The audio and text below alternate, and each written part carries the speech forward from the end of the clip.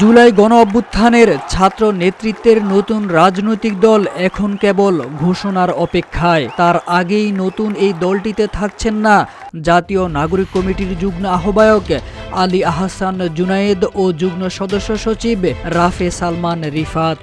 মঙ্গলবার সামাজিক যোগাযোগ মাধ্যম ফেসবুকে দেওয়া পৃথক পোস্টে দল থেকে নিজেদেরকে প্রত্যাহার করে নেওয়ার বিষয়টি জানিয়েছেন এই দুই ছাত্র নেতা।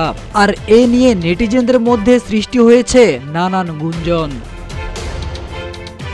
আলী আহসান জুনায়েদ তার ফেসবুক পোস্টে লিখেছেন, আগামী ২৮শে ফেব্রুয়ারি তরুণদের নেতৃত্বে নতুন রাজনৈতিক দলে আমি থাকছি না। বৃহত্তর ঐক্যের স্বার্থে ও জাতির নজর নতুন দলের উপর রাখতে নীরবতা বেছে নিয়েছিলাম।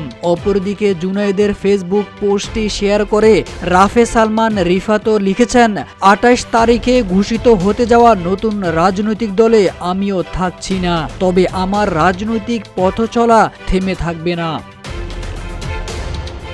নতুন রাজনৈতিক দলের প্রতি দোয়া ও শুভ কামনা জানিয়ে জুনায়েদ বলেছেন, আগামীর বাংলাদেশ বিনির্মাণে জনগণের আকাঙ্ক্ষা অনুযায়ী সততা ও ন্যায়ের পথে থেকে দুর্নীতির সকল সুযোগ বন্ধ করে নতুন ধারার রাজনৈতিক সংস্কৃতি চালু হোক এই দলে। দুর্নীতির বিরুদ্ধে জিহাদ ঘোষণা দিয়ে রাফে সালমান রিফাত লিখেছেন, বাংলাদেশের মানুষের অর্থনৈতিক মুক্তির জন্য আমরা জান দিয়ে লড়ব। আমরা নতুন সেই বাংলাদেশের প্রত্যাশী, যেটা হবে সত্যিকার অর্থে ডেমোক্রেটিক, ইনক্লুসিভ, বৈষম্যহীন এবং আধিপত্য মুক্ত। আঞ্চলিক আগ্রাসনের বিরুদ্ধেও আমাদের লড়াই চলবে।